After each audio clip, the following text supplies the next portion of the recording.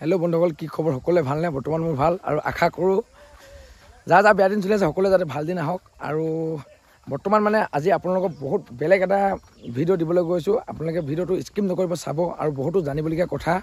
কাৰণ এই ভিডিঅ'টো মানে কি বেলেগৰ নহয়, আজি আমাৰ গাঁৱৰে হয় আৰু গাঁও বুলি সেইকাৰণে মই মানে অলপ গৌৰৱ কৰোঁ।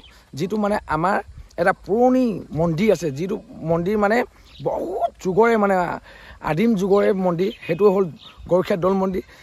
হয়তো মোৰ বন্ধু কিছুমানে জানে ইয়াত যে গৰখীয়া দৌল মন্দিৰ আছে, আপোনালোকে শুনিব পাৰে। হয়তো কিছুমান পৰীক্ষাত আহেও বোলে এই মন্দিৰটোৰ বিষয়ে প্ৰশ্নও কৰে। আপোনালোকে মন্দিৰটোৰ বিষয়ে যদি অলপ চাব বিচাৰে বা জানিব বিচাৰে, মই কিছুমান কথা ক'ম। আপোনালোকে ভিডিঅ'টো স্কিপ নকৰি যদি চাই বহুত কথাই জানিব পাৰিব। ব'লক আজি মোৰ ভিডিঅ'টোলৈ। প্ৰথম কথা কি, আপোনালোকক মানে এইটো দেখুৱাব কৈছোঁ। এইটো এটা গৰখীয়া দৌল মন্দিৰ, যিটো মন্দিৰ মানে আমি স্থাপিত কৰা নহয়। এইটো বহুত যুগৰ মানে সৰু সৰু ল'ৰাবিলাকে মানে বনাইছিল। বহুত এতিয়া মানে আদিম যুগৰে মন্দিৰ হয়। যিটো গৰখীয়া দৌল মন্দিৰ পালে সেইটো আপোনালোকক মই কৈ যাম, আপোনালোকে চাই যাওক। বিশেষকৈ মানে কি ইয়াত এটা থাপনা আছে, যিটো মানে এটা ঘাট আছে সুৰংগ। আপোনালোকক হয়তো মই বহুত ভিতৰত দেখুৱাব নোৱাৰোঁ। ইয়াত আৰু কৃষ্ণ আৰু ৰাধা ফটোৱে আছে, আপোনালোকে ভালকৈ চাব পাৰে। এইটো দক্ষিণা দিয়া আছে। হয়তো বহুতে আঙুঠি চেন কিবা কিবি দি যায়, কাৰণ দি যোৱাৰ কাৰণে এটা প্ৰুফ দি থৈ যায় যে মই আহিছিলোঁ বুলি ভগৱানৰ ওচৰত।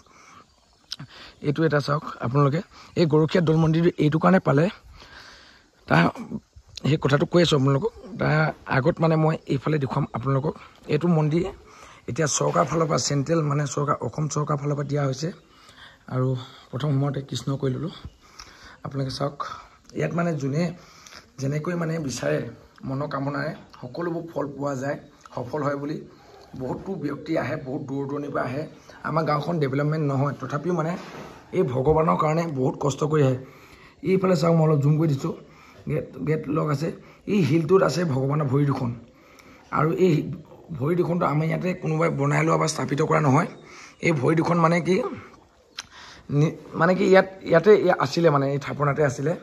আৰু থাপনাটো এইটো আমি নিজে বনাই লোৱা নহয়, এইটো আদিম যুগৰে পৰা এই থাপনাটো আছে, ভগৱানৰ থাপনা। আৰু আমি একো কৰিব নোৱাৰিলেও চৰকাৰৰ ফালৰ পৰা অলপ কিবা কিবি সাহাৰ্য দিয়ে, সেইটো কাৰণে মানে অলপ দেখিবলৈ ভালো হৈছে ক'বলৈ গ'লে। আৰু ভাল হ'বলৈ আহিব যদি আপোনালোকে যদি ভিডিঅ'টো চাই প্ৰচাৰ কৰে বা শ্বেয়াৰ কৰে। প্লিজ এই গৰখীয়া দৌল মন্দিৰটো আপোনালোকে এনেকুৱাকৈ প্ৰচাৰ কৰক বা শ্বেয়াৰ কৰক, যাতে সকলোৱে যাতে আহে আৰু সকলোৱে যাতে মনোকামনা পূৰ হওক।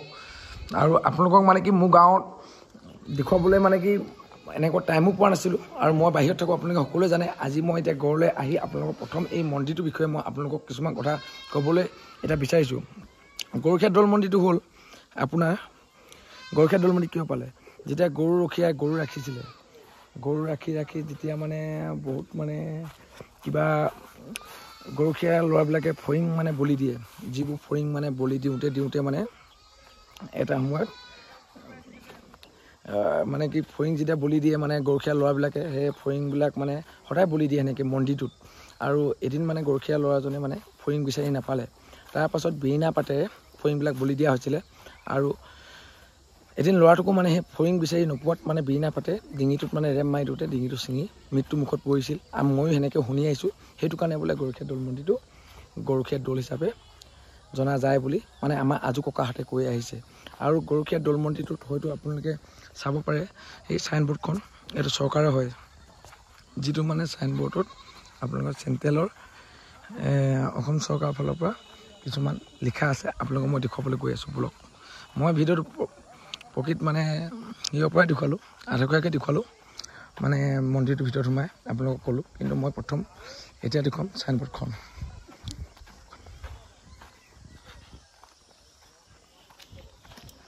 এইখন চাইনবোৰ্ডত লিখা আছে অসম চৰকাৰ ডেভেলপমেণ্ট অফ আছাম বুলি লিখা আছে, প্ৰত্নতত্ত্ব সঞ্চালয় অসম।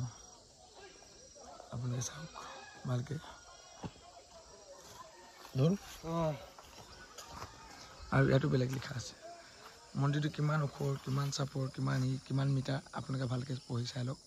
মই পঢ়িবলৈ হয়তো আপোনালোকে পঢ়িলে বেছি ভাল লাগিব, তেতিয়া কিছুমান কথা জানিব। আৰু এইটোৱে হ'ল আমাৰ গৰখীয়া দৌল মন্দিৰটো, আমাৰ গাঁওখনৰ গৰখীয়া দৌল মন্দিৰ এইটোৱে হয়।